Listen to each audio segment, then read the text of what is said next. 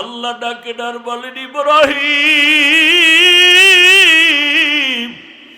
ওই বান্দাটারে তারায় দিছো, কোথায় যাবে? ওরে তুমি মাত্র একবার খানায় বসাইছো, বিধর্মী বলিয়া তারায় দিছো। আরে আমি মাওলারে সেজদা দেয় না জানো কত বছর, আগুনের পূজা করে কত বছর। আমি আল্লাহ এত বছর পর্যন্ত ওর খানাও বন্ধ করি নাই, পানিও বন্ধ করি নাই। আমি আল্লাহ তো অপেক্ষায় আছি কোন দিন আমাকে আল্লাহ বলে ডাক দিবে।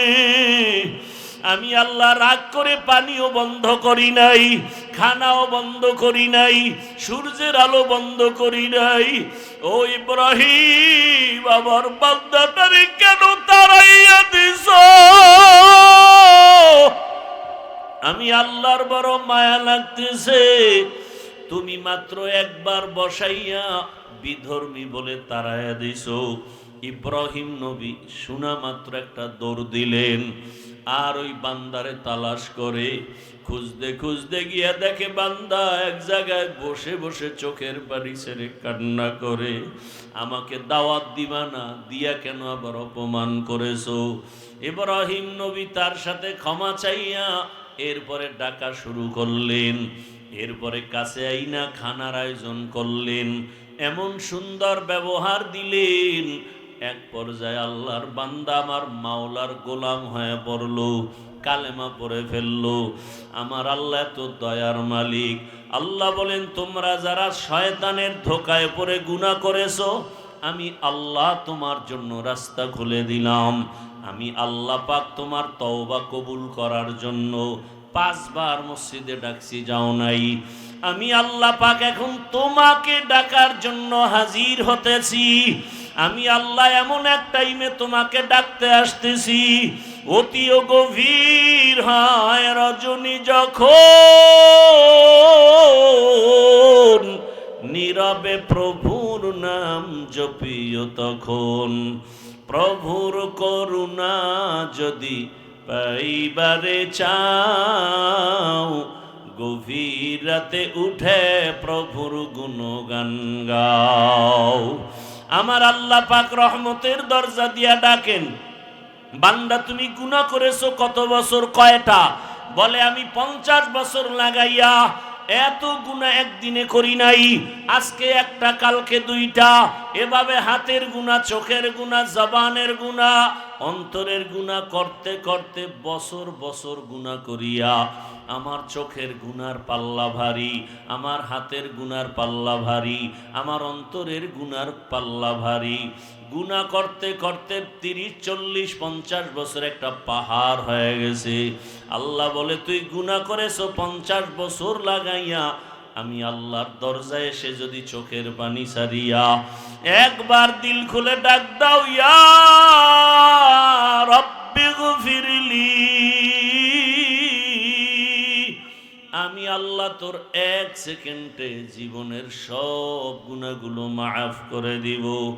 এমন এক টাইমে আমি আসি যেই সময় আসমান নীরব, জমিনটা নীরব, গাছের পশু পাখিরা পর্যন্ত নীরব, ঘরের মানুষগুলো ঘুমায়, নদীর মাছগুলো নীরব, একটা কোনো আওয়াজ নাই। সমস্ত মানুষ এখন বেহুশ অবস্থা, ঘুমের মধ্যে। ইনসানান আলা ইনসান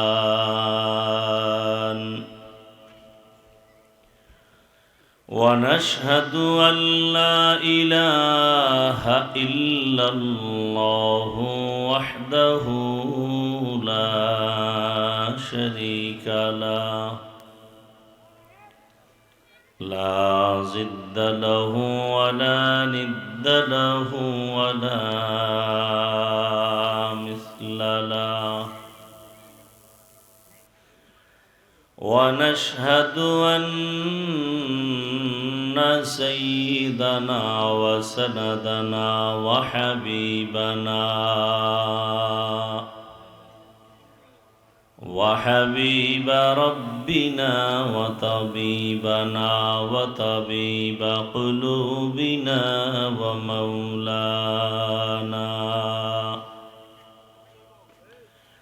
ومولانا محمدا عبده ورسوله أرسله بالحق بشيرا ونذيرا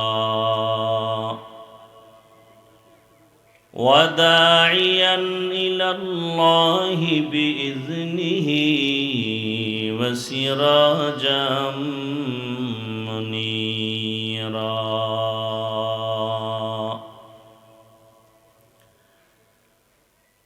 اللهم صل على محمد النبي الأمي وعلى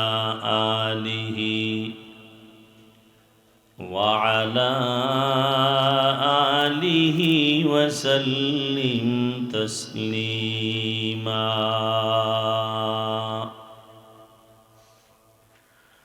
وبعد فأعوذ بالله من الشيطان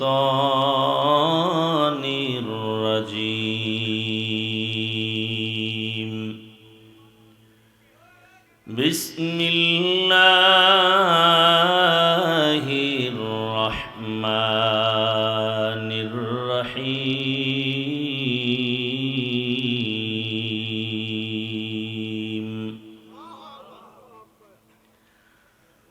قل يا عبادي الذين أسرفوا على أنفسهم لا تقنطوا من رحمة الله إن الله يغفر الذنوب جميعا إنه هو الغفور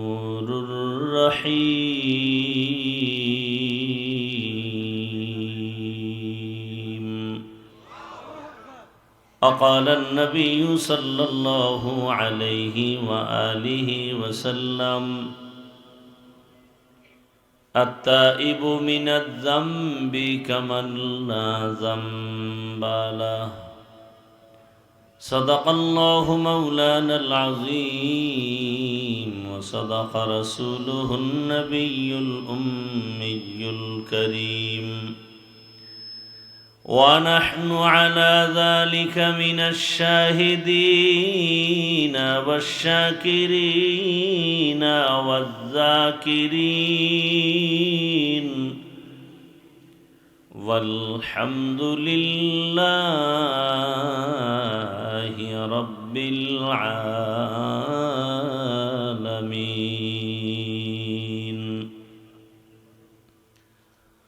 سبحانك لا علم لنا إلا ما علمتنا إنك أنت العليم الحكيم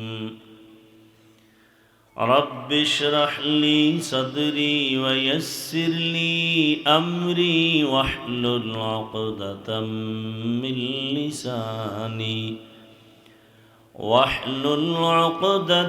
من لساني يفقه قولي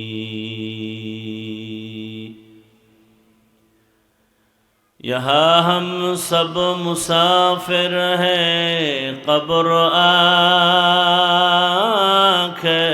ठिकाना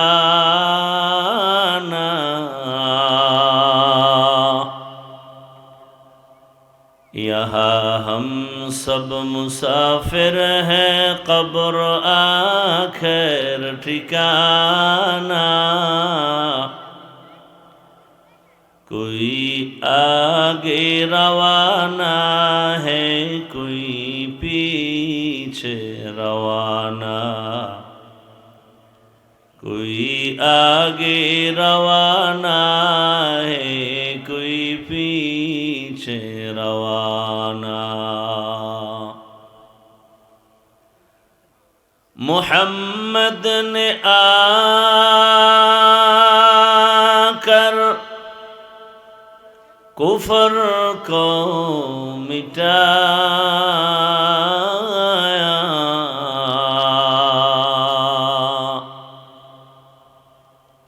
मोहम्मद ने आकर कुफर को मिटाया,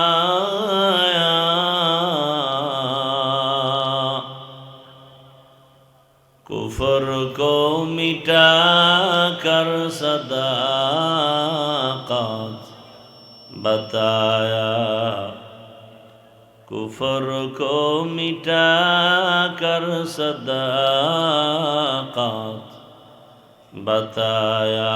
ला इलाहा इल्लल्लाह, ला इलाहा इल्लल्लाह, ला इलाहा इल्लल्लाह, ला इलाहा इल्लल्लाह, ला इलाहा इल्लल्लाह, ला इलाहा इल्लल्लाह, ला इलाहा इल्लल्लाह, ला इलाहा इल्लल्लाह, ला इलाहा इल्लल्लाह, ला इलाहा इल्लल्लाह, मुहम्मदुर रसूलुल्लाह।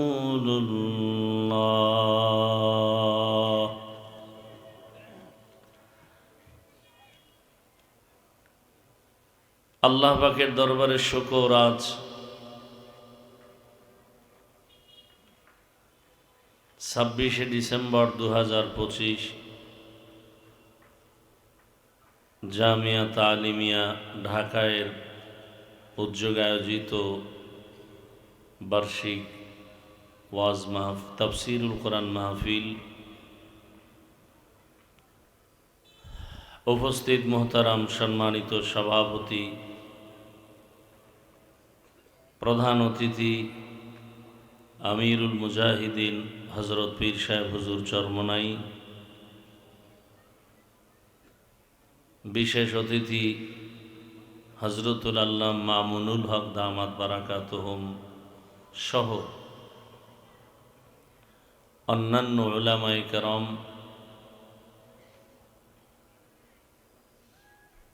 বিভিন্ন জায়গা থেকে আল্লাহ পাকের আশিকিন বা জাকিরিন শাকিরিন মুরব্বিয়ানে আযম, পর্দার আড়ালে মা বোনেরা, কলিজার যুবক বন্ধুগণ, স্নেহের ছোট ভাই, আল্লাহ পাকের দরবারে শুকর যে আল্লাহ আমাদেরকে সুস্থ রেখেছেন, আলহামদুলিল্লাহ।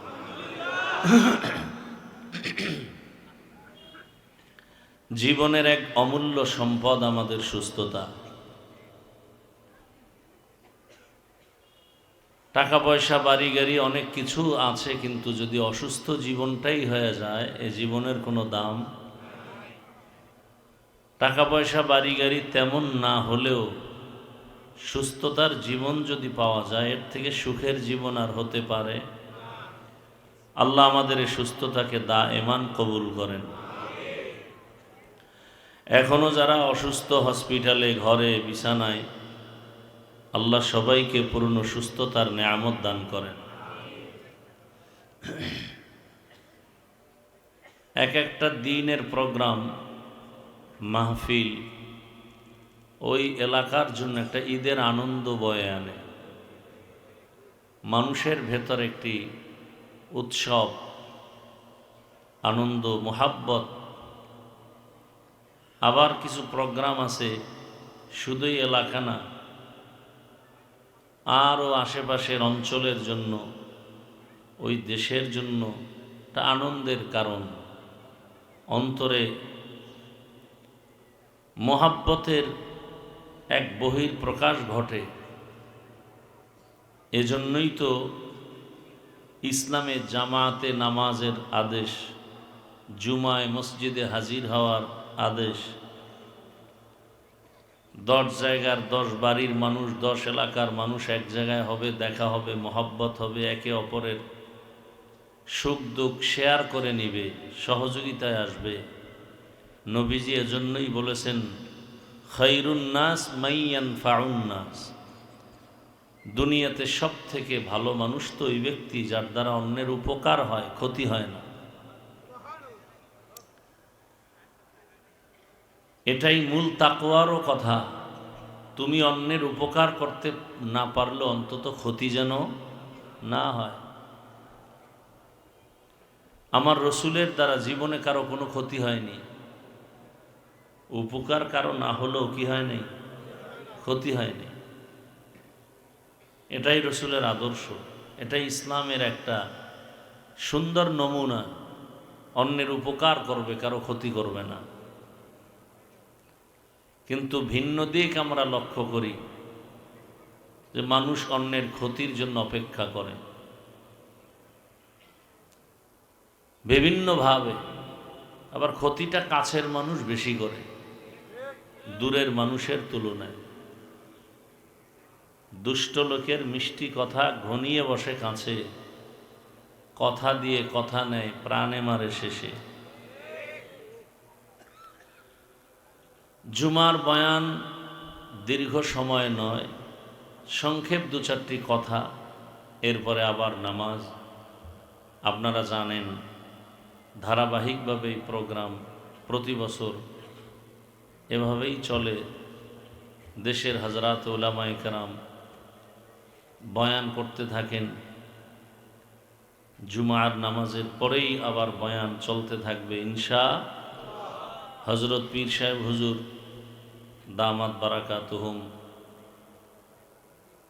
চেয়েছিলাম যে নির্দিষ্ট আসরের পরে হুজুর আগে আসার সম্ভাবনা, দেশের পরিস্থিতি তো আপনারা অনেকটা ভালো করে জানেন, পেরেশানির মধ্যে আছেন। তো যখনই আসবেন তখনই বয়ান শুরু হয়ে যাবে ইনশাআল্লাহ। আমাদের মুফতি রেজাউল করিম আবরার জুমার পর বয়ান করবেন। মুফতি হেদায়েতুল্লাহ আজাদি দামাত বারাকাতুহুম, আমার প্রিয় ভাই মাওলানা মাহফুজুর রহমান জাবের নামাজের পরেই বয়ান করবেন। খানার জন্য তো সময় কম দিলেন না, জীবনের অনেক সময় কেটে গেল খানায়, অনেক সময় কেটে গেল ব্যবসায়, আল্লাহর পথে আসিয়াও কেন বাধা। বয়ান শুনবে পাগলের মতো হয়ে যায় খানার জন্য, পাগল। তখন আমারও চিনে না, আমারও চিনে না, শুধু খানা, অন্ধের মতো হয়ে যায়। অথচ রসুলের জিন্দেগির আদর্শে গড়া সাহাবাদের কি সুন্দর জীবন। একজন আল্লাহর রসুলের আশেক, গরিব মানুষ, রসুলের আশেক তো বেশিই গরিব। মুশরিকরা বলতো আব্দুল্লাহর ছেলে মুহাম্মদের কাছে যেতে মনে চায়, কিন্তু আশেপাশে সব মূর্খ গরিব, এদের পার্শ্বে গিয়ে আমাদের বসাটা মানায় না। এভাবে কথা বলে, কাছে যেত না, উদ্দেশ্য কাছে যাবেই না, একটা অজুহাত পেশ করল। দেখতে নারী চলন বাঁকা। আশেক রসুলের গরিব মানুষ, অন্যের কাজ করলেই তার চুলায় আগুন জ্বলে, না হয় আর ঘরে খানা হয় না। নিয়ম ছিল আবার রোজা, ঘুম থেকে, রাতের ঘুম থেকেই রোজা শুরু হয়, ঘুমাইলেই রোজা শুরু। সারাদিন কাজ করে বাসায় আসছে, সন্ধ্যাবেলা খানা দিবে ঘরের পরিবার, কথা আমি একটু ক্লান্ত, সারাদিন শুয়ে থাকি, খানা নিয়ে আসো। শোয়ার মধ্যে ঘুম হয়ে গেছে, ঘুম শুরু, রোজাও কি আর একটা রোজা শুরু হয়ে গেছে, আর খানা কপালে নেই, হলো না। পরের দিন আবার কাজে গেছে, এক পর্যায়ে দুর্বল হয়ে রাস্তায় পড়ে গেছে, শরীর দুর্বল। রহমতের নবীর কাছে খবর আসলো, রোজাটা কি ভাঙ্গা যাবে? রহমতের রসুল বললেন, না, ভাঙা যাবে না।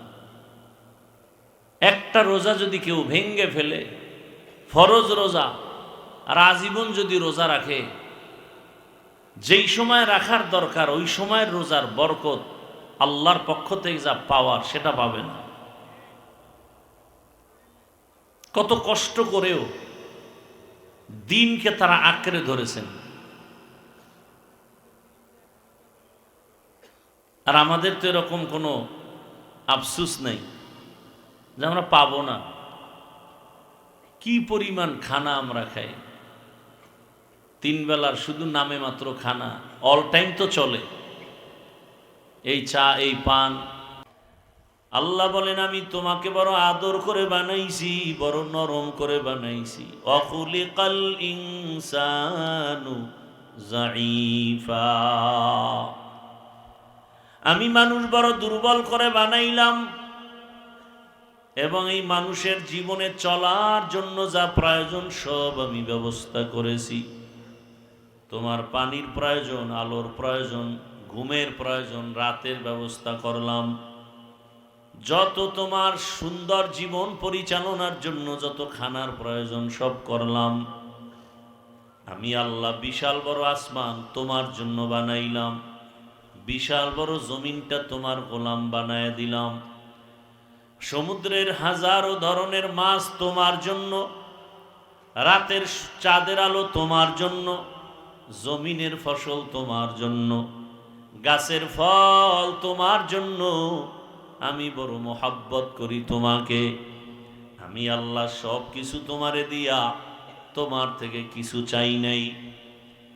আমি আল্লাহ তোমার কল্যাণের জন্য আমি বলেছি তুমি আমার ইবাদতে জীবনটা কাটায় দাও, 5 বেলার নামাজ আদায় করবা। আমি আল্লাহ আবার এই 5 বেলার নামাজ আদায়ের ক্ষেত্রে তোমাকে বুঝাবার জন্য, ডাকার জন্য নির্দিষ্ট লোক রাখছি। ফজরের নামাজে তোমাকে ডাকার জন্য মুয়াজ্জিন অপেক্ষায় থাকে। as-salatu khairum minan naum, তুমি ফজরে আসো নাই, আমার দেওয়া রাতের আরামের সময় পেয়ে অন্ধকারে মজার ঘুম দিছো। আমি আল্লাহ বেজার না, আবার জোহরের নামাজে তোমারে ডাকছি, আসো। জোহরের নামাজেও তুমি দোকান পাটার নিজের চাকরি বাকরির ব্যস্ততায় আসো নাই। আমি আল্লাহ বেজার না, আবার আসরের নামাজে ডাকার ব্যবস্থা করেছি। বান্দা তুমি ব্যস্ততার অজুহাত দেখাইয়া আমার ঘরে হাজিরা দাও নাই। আমি আল্লাহ বেজার না, আমি আবার তোমাকে মাগরিবে ডাকাইলাম, মাগরিবেও তুমি অনুপস্থিত। আমি আল্লাহ শেষ এশায় তোমারে ডাকলাম, আমার ডাকে তুমি সাড়া দাও নাই। আমি আল্লাহ রাগ না করিয়া এবার আমি আল্লাহ নিজে রেডি হয়ে গেছি, তোমাকে ডাকতে আমি আসব। মুয়াজ্জিন ডাকছে, তুমি আসো নাই। উচিত ছিল তো আমি রাগ হয়ে যাব, কিন্তু না, আমি কেন রাগ করব? আমার তো আলাদা আর এক জায়গায় কোনো ছেলে নাই, মেয়ে নাই, আমার স্ত্রী নাই, আমি একা। আমি জিন বানাইছি, ফেরেশতা বানাইছি, তবে এরা আমার আদরের না। আমি মানুষ বানাইছি বড় মায়া করিয়া। আমি চাই মানুষ যেন একবার আমারে আল্লাহ বলে ডাক দেয়, মানুষ যেন আসিয়া কপালটা মাটির মধ্যে লাগায় দেয়। বান্দা যখন কপালটা মাটির মধ্যে লাগায়, আমি মাটিতে লাগতে দেই না। আমি আল্লাহ কুদরতি পা আমার বান্দার কপালের নিচে ঢুকায় দেই। বান্দা তোর কপাল বড় দামি, তুই কপালটা মাটিতে ঠেকাবি, আর আমি চুপ থাকবো না।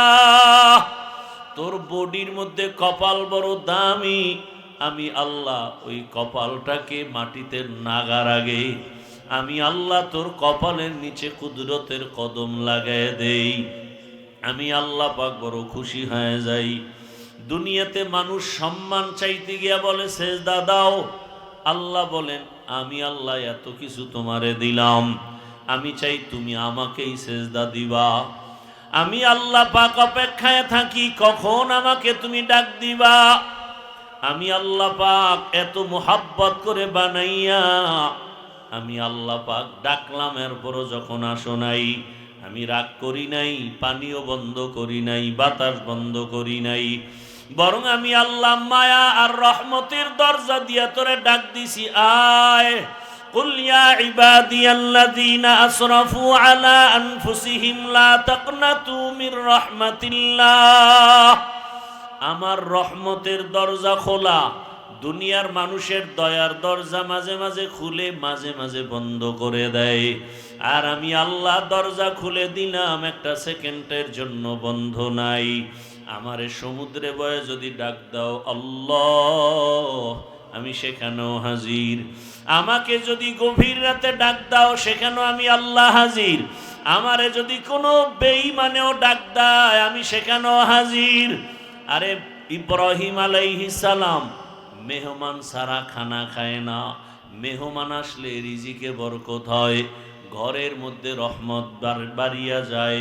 ইব্রাহিম নবী মেহমান খুঁজে রাস্তায় দাঁড়ায়, যাকে পায় তাকে ডাইকা আনেন, মেহমান বসায় খানা খাবেন। একদিন ইব্রাহিম নবী মেহমান পায় না, অনেকক্ষণ অপেক্ষা, হঠাৎ করে দেখে একটা লোক আসতেছে। ওই লোকটাকে ডাক দিয়া কয়, ভাই খানা খেয়েছেন? বলে না। বলে চলেন আমার বাসায় আসেন। পয়গম্বর ইব্রাহিম ওই আল্লাহর বান্দাকে নিয়ে ঘরের মধ্যে বসাইলেন। খানা দেওয়ার আগ মুহূর্তে একটু পরিচয় নিলেন। পরিচয় নিয়ে জানতে পারলেন এই বান্দা অগ্নি পূজা করে, ইসলাম মানে না, আল্লাহর ধর্ম ইসলাম মানে না। ইব্রাহিম আলাইহিস সালাম বলে, তো আপনাকে তো খানা দেওয়া যায় না, আপনি তো আমার মুমিন ভাই হতে পারেন নাই, আপনি তো আমার আল্লাহর হুকুম মতো চলেন না, বরং আমার আল্লাহ যদি বেজার হয় এমন কাজ আপনি করেন, আগুনের পূজা করেন, গায়রুল্লাহর পূজা করেন, আপনাকে খানা দেওয়া যাবে না। লোকটাকে খানার থেকে উঠায় বিদায় দিল। আমার মাওলার রহমতের দরিয়ায় জোশ এসে গেল। আল্লাহ ওহী নাজিল করলেন, ওই লোকটা মনের কষ্ট নিয়ে যায়। আল্লাহ ডাকে ডার বলেন, ইব্রাহিম ওই বান্দাটারে তাড়ায় দিছো, কোথায় যাবে? ওরে তুমি মাত্র একবার খানায় বসাইছো, বিধর্মী বলিয়া তাড়ায় দিছো। আরে আমি মাওলারে সিজদা দেয় না জানো কত বছর, আগুনের পূজা করে কত বছর, আমি আল্লাহ এত বছর পর্যন্ত ওর খানাও বন্ধ করি নাই, পানিও বন্ধ করি নাই। আমি আল্লাহ তো অপেক্ষায় আছি কোন দিন আমাকে আল্লাহ বলে ডাক দিবে। আমি আল্লাহ রাগ করে পানিও বন্ধ করি নাই, খানাও বন্ধ করি নাই, সূর্যের আলো বন্ধ করি নাই। ও ইব্রাহিম আমার বান্দাটারে কেন তাড়াইয়া দিছো? আমি আল্লাহর বড় মায়া লাগতেছে, তুমি মাত্র একবার বসাইয়া বিধর্মী বলে তাড়াইয়া দিছো। ইব্রাহিম নবী শোনা মাত্র একটা দৌড় দিলেন, আর ওই বান্দারে তালাশ করে খুঁজতে খুঁজতে গিয়া দেখে বান্দা এক জায়গায় বসে বসে চোখের পানি ছেড়ে কান্না করে, আমাকে দাওয়াত দিবা না, দিয়া কেন আবার অপমান করেছো? ইব্রাহিম নবী তার সাথে ক্ষমা চাইয়া এরপরে ডাকা শুরু করলেন। এরপরে কাছে আইনা খানার আয়োজন করলেন, এমন সুন্দর ব্যবহার দিলেন। এক পর্যায়ে আল্লাহর বান্দা আমার মাওলার গোলাম হয়ে পড়লো, কালেমা পড়ে ফেললো। আমার আল্লাহ তো দয়ার মালিক।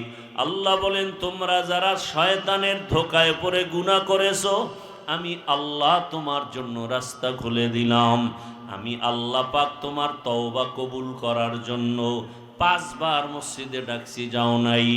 আমি আল্লাহ পাক এখন তোমাকে ডাকার জন্য হাজির হতেছি। আমি আল্লাহ এমন এক টাইমে তোমাকে ডাকতে আসতেছি, অতিও গভীর হয় রজনী যখন, নীরবে প্রভুর নাম জপিও তখন। প্রভুর করুণা যদি পাইবারে চাও, গভীর রাতে উঠে প্রভুর গুণগান গাও। আমার আল্লাহ পাক রহমতের দরজা দিয়া ডাকেন, বান্দা তুমি গুনাহ করেছো কত বছর, কয়টা?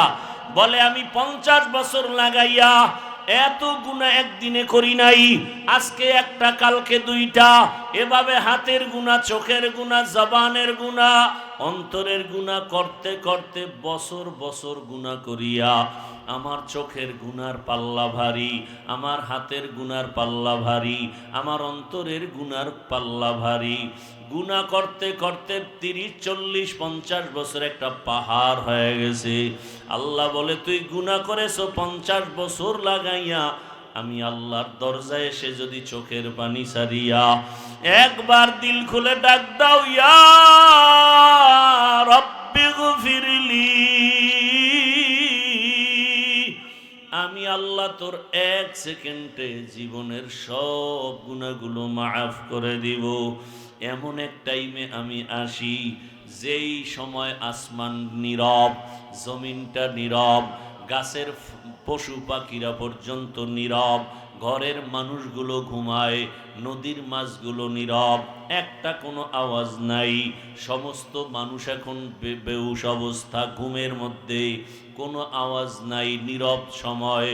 আমি আল্লাহ তখন প্রথম আসমানে হাজির। ওরে বান্দা তুই ফজরে কোথায় তালাশ করো? আরে আমি মাওলার দেওয়া পানি খাও, আমি মাওলার দেওয়া সূর্যের আলো নাও, এখনো পর্যন্ত চিনো না সেই সূর্যের মালিককে। বান্দা তুমি গাছের ফল খাও, চিনো না সে ফলওয়ালার ফলের মালিককে। বান্দা তুমি নদীর মাছ ধরে খাও, জানো না সে নদীর মাছ দেওয়ার মালিককে। ওই মালিকরে তালাশ করতে কোথাও যাওয়া লাগবে না। ওরে রাতের বেলা আমি মাওলায় হাজির, আমি আল্লাহ এখন ডাইরেক্ট হাজির হয়ে গেলাম। রাতের গভীর যখন শেষ অংশ, তোর মাও ঘুমায়, বাবাও ঘুমায়, ভাই বোনেরা ঘুমায়, তুই তখন ওযু বানাইয়া যায় নামাজে আসি একবার ডাক দে। অন্তর খুলে যদি ডাক দাও, আল্লাহ, আমি আল্লাহ পাক তোর জীবনের সব গুনাহ ডাকে মাফ করে দিব। আমি আল্লাহ চাই তোকে কাছে পাওয়ার জন্য, আমি আল্লাহ চাই তুমি আমারে ছাড়ার কোথাও যাবা না, আমি আল্লাহ চাই তুমি আমার দিকে আগায় আসো, আমি আল্লাহ চাই আমার রহমতের চাদরে ঢুকে যাও। কারণ দুনিয়ার কষ্টের থেকে মরণের কষ্ট আরো কঠিন। আরে তোমার দুনিয়ার আযাব থেকে জাহান্নামের আযাব আরো কঠিন। 1 সেকেন্ডের জন্য তুমি সহ্য করতে পারবা না। আমি আল্লাহ পাক ডাকতেছি, আলা মিন মুস্তাগফিরিন ফাগফির আলাহ, গুনাহ যারা করছো ক্ষমা চাও। নবীজি বলেন একটা জুতার ফিতাও যদি ছিঁড়ে যায় আল্লাহর কাছে বলো, আমার আল্লাহর কাছে বললে আল্লাহ পাক খুশি হবেন। দুনিয়াওয়ালারা চাইলে বেজার হয়, আর আমার আল্লাহ না চাইলে বেজার হয়। দুনিয়াওয়ালারা চাইলে বেজার কেন? দুনিয়াওয়ালাদের অভাব আছে, আল্লাহ না চাইলে বেজার কেন? আল্লাহর কোনো অভাব নাই। আল্লাহ তাআলা বলেন, বান্দা আমি চাই তুমি আমার কাছে আগাও। আগাইতে গিয়া তুমি দুর্বল আমি জানি, তোমার ঈমান দুর্বল তাও জানি, তোমার আমল দুর্বল তাও জানি।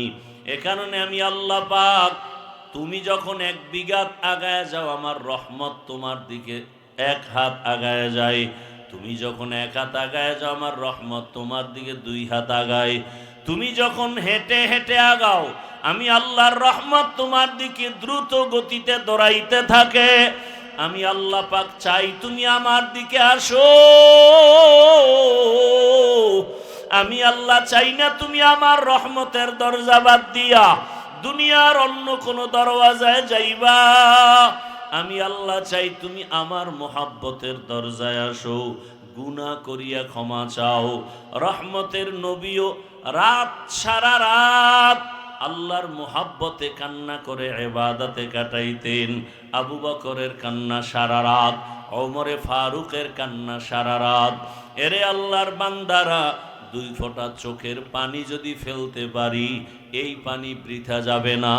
আল্লাহ পাক কিয়ামতের দিন এই পানিটা কাজে লাগাইয়া জাহান্নামের আগুনকে নিভায়ে দিবেন। অন্যান্য মাহফিলে যায়, কত মানুষ মার্কেটে ঘুরে সময় নষ্ট করে, কিন্তু এই মাহফিল আল্লাহর ওলিদের। এখানে যারা আসবেন এরা দুনিয়ামুখী মানুষকে বয়ান দেয় না, এখানে আসা মাত্রই যেন কেমন এক পরিবর্তন। আল্লাহর ওলিরা আসবেন, তাদের চেহারা দেখব, বয়ান শুনব, যদি একটা কুদরতের নজর আমার উপরে পড়ে যায়, আমার জীবনের সব বন্ধ তালার দরজা খুলে যাবে। অতএব আল্লাহ যাদেরকে নিয়ে আসেন, আল্লাহর কাছে তওবা করি। অন্তরে কোনো গুনার নিয়ত থাকলে অন্তরকে পরিচ্ছন্ন করি, আর মনে মনে বলি, হে মালিক, এই বেহেশতের বাগানে আসি, খালি ফিরিয়া যেন না যাই। দুনিয়ার কোনো মোহাব্বত অন্তরে না থাকে, আপনার খাস ওলি উলামায়ে কেরামদের কথা শুনিয়া যেন যেতে পারি। আজকের জন্য আবু হুরায়রার মতো রেডি হয়ে যাও। পয়গম্বরের সাহাবী আবু হুরায়রা রাদিয়াল্লাহু তাআলা আনহু রহমতের নবীকে ছেড়ে কোথাও যায় না, কারণ রহমতের নবীরে দেখলে তো এমনিই কলিজা ঠান্ডা, পেটে কোনো ক্ষুধাও লাগে না। মাঝে মাঝে মানুষ হিসাবে ক্ষুধা, রহমতের নবীর একটা কথা মানি মুক্তার মতো। আমি আবু হুরায়রা যদি খানার মোহাব্বতে চলে যাই, আমার থেকে একটা রসুলের কথা ছুটে যাবে। এই কারণে আবু হুরায়রা যায় না। ক্ষুধার পাগল পাড়া হইয়া রাস্তায় পড়ে আছে, দুর্বল হইয়া মানুষ পাড়ায় পাড়ায় যায়, বলে আবু হুরায়রার মনে হয় কোনো মির্গির ব্যারাম হয়েছে। আসলে তো ব্যারাম না, রহমতের নবীর দরবার ছেড়ে যাবে না বলে খানা খায় নাই, ক্ষুধায় ক্লান্ত হয়ে গেছে। এরে আল্লাহর বান্দারা, মেহমান আসবে, উলামায়ে কেরাম আসবেন, কোরআন ও হাদিসের বয়ান করবেন, আর আপনি দোকানে দোকানে ঘুরবেন, কোথাও বসে গল্প করবেন। এটা আল্লাহর প্রিয় বান্দাদের কোনো আমল হতে পারে না। আল্লাহ আমাদের সবাইকে সাহাবী আবু হুরায়রার আদর্শওয়ালা বানায়া দেন। জোরে কন্যা আমি। আল্লাহ পাক রব্বুল আলামিন শেষ দোয়া পর্যন্ত আমাদেরকে থাকার মতো, শোনার মতো, বয়ান নিয়ে যাওয়ার তৌফিক দান করেন, আমিন। রাজি আছি তো ইনশাআল্লাহ। এক এক ফুলের এক এক গ্রাম। এখন যারা নিয়ত করে আসছি, ইনশাআল্লাহ শেষ পর্যন্ত থাকার নিয়ত আছে। সুযোগ আল্লাহ দিলে রাতে আবার বয়ান করার চেষ্টা করব ইনশাআল্লাহ। ওলামায়ে কেরাম যারা আসবেন, আমার দেশের শীর্ষস্থানীয় ওলামায়ে কেরাম, ধারাবাহিক আমরা বয়ান শুনব। নামাজ পড়ে এই একদল আল্লাহর বান্দা আছে, জুমার নামাজ পড়তে আসিয়াও পুরা নামাজটা পড়ে না, সালামটা ফিরাইলেই দৌড়। এদের মধ্যে আল্লাহর ভয় মোটেই নাই বললে চলে। নামাজে আসলো ঠিক, আবার সুন্নত 4 রাকাত সালামের পরে না পড়ে চলে যায়। এটা কেমন কথা?